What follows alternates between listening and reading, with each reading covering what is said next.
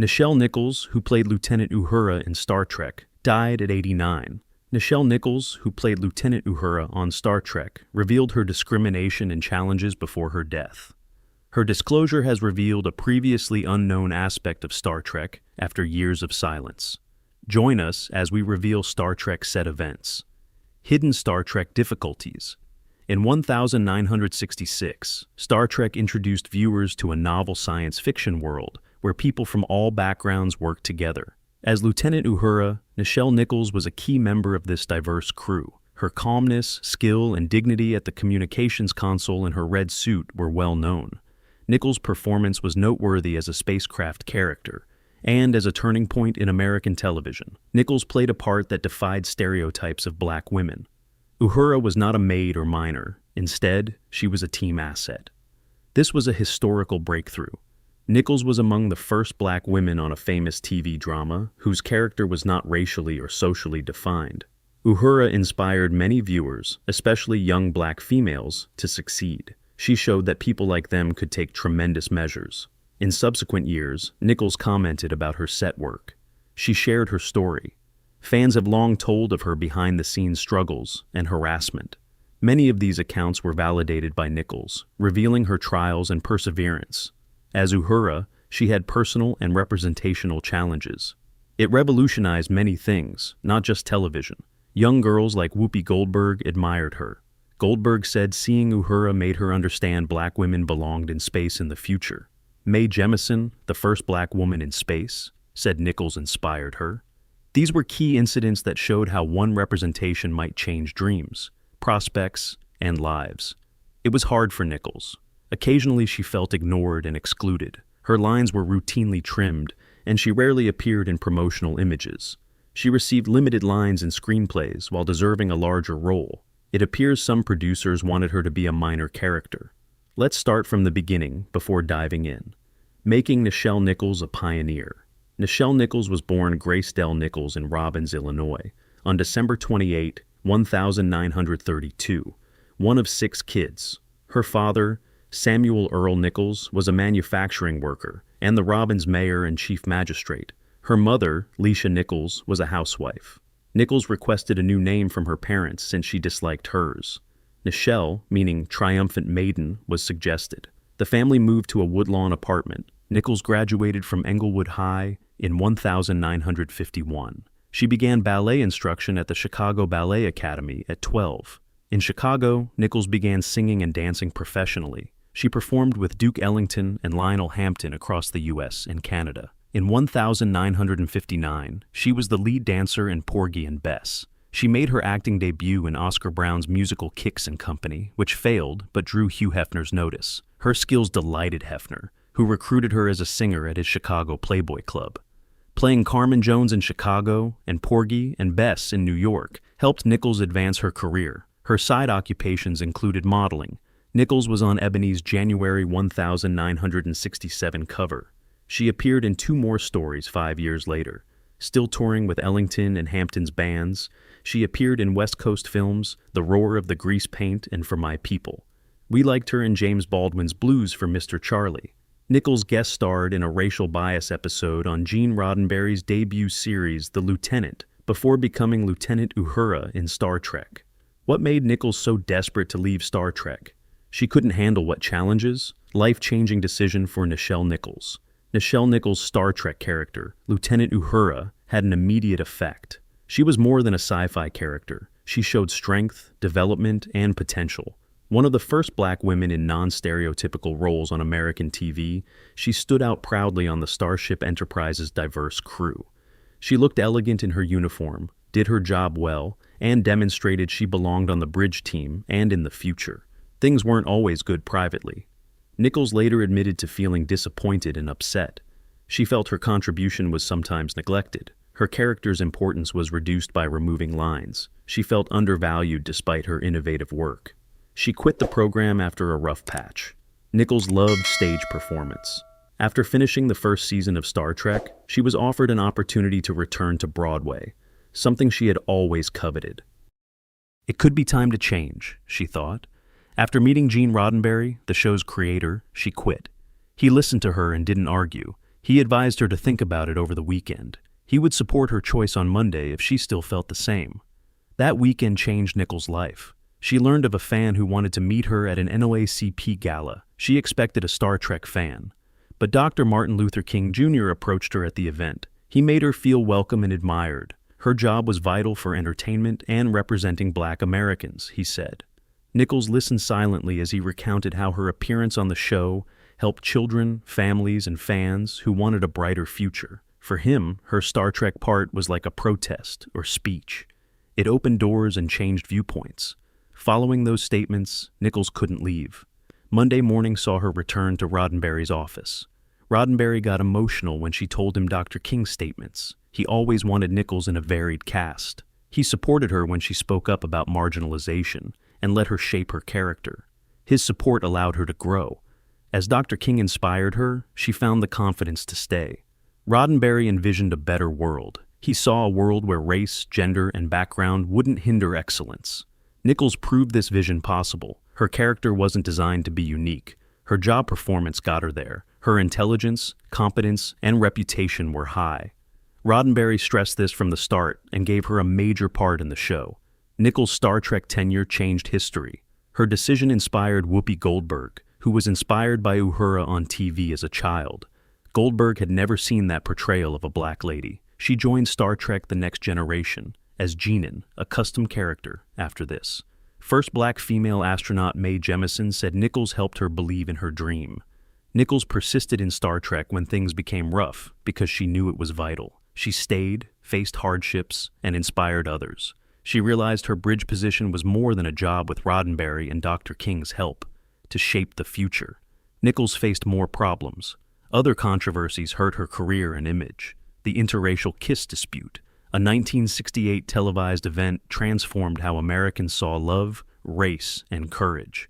This happened in Star Trek's Plato's Stepchildren. The little scene left a lasting impression. Lieutenant Uhura Nichelle Nichols kissed Captain James T. Kirk William Shatner in this episode. This kiss was one of the first interracial kisses on American television. Tension, opposition, and bravery preceded the momentous moment. NBC worried about viewer reaction to Star Trek. At a time when America was experiencing major racial tensions, a Black lady and a white man kissing on TV during a popular time slot was too much for some. The network asked the cast to reshoot the scene without the kiss to avoid unfavorable effects. However, Nichols and Shatner persisted. Nichols claimed Shatner sought to ruin alternate takes. He intentionally destroyed scenes by making goofy faces or staring in the wrong direction. He wanted only the kissed version to be usable. The first kiss between Uhura and Kirk had to air on NBC. On November 22, 1968, the episode generated discussion, but not the negative response the network expected. Many viewers liked the moment. The network received many nice letters. New and bold TV content pleased fans. They felt they saw something amazing. Most people saw the kiss as progress, overshadowing the minority who were unhappy. Nichols discussed the feedback she received, including a letter from a Southern white guy who opposed interracial relationships. Despite his convictions, the scene affected him. He used obsolete concepts to show the moment's power. Even a minor change was apparent, different from a romantic kiss. Using mind control, aliens made the characters kiss. The kiss had a real impact. It showed two people of different races having an intimate moment on TV without guilt or fear. This little scene broke down media barriers between Black and white people. Whether viewers were ready or not, it showed global progress. Nichelle Nichols considered the kiss a meaningful moment, not just scripted. Her personal and professional success was significant. Before this point, Nichols was one of the first Black women to perform a major part on TV without playing a maid or servant. Uhura came across as smart, respected, and vital to the staff. The kiss showed that love, respect, and connection should not be limited by race or skin color, continuing her legacy. This incident has been significant in television history and American society. This moment led young viewers to imagine a future where people of different races may be equals. Two celebrities bravely created something valuable against fear and pressure. Although Nichols laughed about the kiss at public events, she always remembered its significance. She realized they had made a breakthrough in a brief time on screen. They did not force or shout about it. Their steps were smooth and confident. It was powerful because of that. Nichelle Nichols, off ship. Nichelle Nichols continued involved with Star Trek after its 1969 cancellation. Acting as Lieutenant Uhura kept her connected to the series. In the animated series, The Lorelei Signal, Nichols voiced Uhura, who led the Enterprise. Nichols remembered this occasion because she had wanted a similar opportunity in the original series, but it never materialized.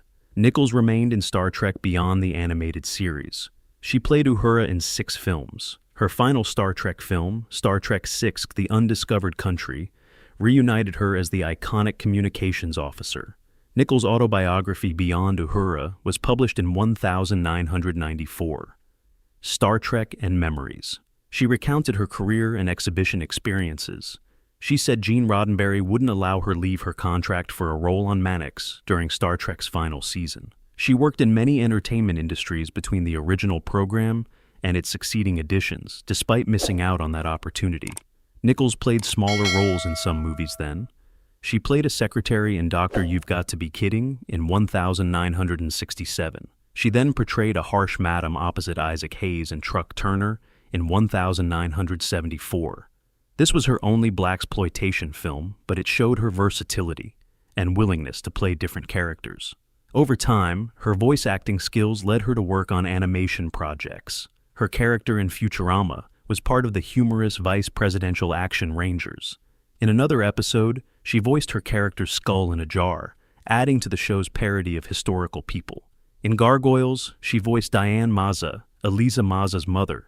Nichols performed Thoth Kopira in Batman, the animated series, demonstrating her voice acting flexibility. In 2004, Nichols voiced herself in the Simpsons episode Simple Simpson. Her previous role was Cuba Gooding Jr., Perez' mom in Snow Dogs. These roles showed her longevity in pop culture and popularity among all ages. In 2006's indie film Lady Magdalene's, Nichols played a Nevada legal brothel proprietor. Her cinematic roles included actor, executive producer, and choreographer. Nichols sang 3 songs in the film, 2 of which she wrote, demonstrating her versatility. Nichols was impressive on stage. Chicago's Sarah Siddons Awards nominated her for Best Actress twice. Her live theater performances in Kicks and Company and The Blacks were notable. Nichols later appears regularly on NBC's Heroes. She played Nana Dawson, a fierce grandmother who cares for her family after Katrina. This character was unique and allowed her to explore real-life struggles and emotions. She worked until her later years. In 2008, she played a psychiatrist in The Torturer. In 2009, she played the singing and dancing business CEO CJ in the musical sci-fi comedy The Cabinets. Nichols was energetic and full of fresh ideas in her senior years. She played Neil Winter's mother on The Young and the Restless in 2016. Her career highlight was being nominated for a Daytime Emmy for Outstanding Guest Performer in a drama series for her role in the show. How was Nichols' co-star relationship? Was she truly accepted? The ship's bonds. Actress Nichelle Nichols considered her Star Trek experience as more than acting. Building meaningful relationships shaped her life. She played Lieutenant Uhura in a groundbreaking production with a diverse cast. Off-camera, her connections were sometimes easy, sometimes hard, but always important.